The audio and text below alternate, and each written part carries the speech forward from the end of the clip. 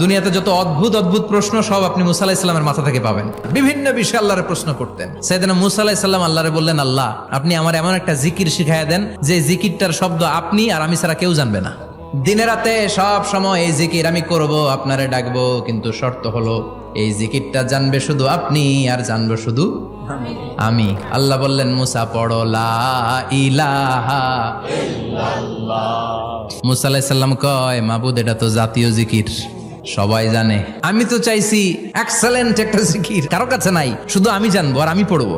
আল্লাহ বললেন, মুসা এই লা ইলাহাকে যদি এক পাল্লায় রেখে দাও, তাম বিশ্ব, 7 আকাশ 7 জমিনটারে তুলে যদি তুমি আরেক পাল্লায় রেখে দাও, লা রাজাহাত কাফাতু লা ইলাহা ইল্লাল্লাহ, মুহূর্তের মধ্যে লা ইলাহার পাল্লা ভারী হয়ে যাবে।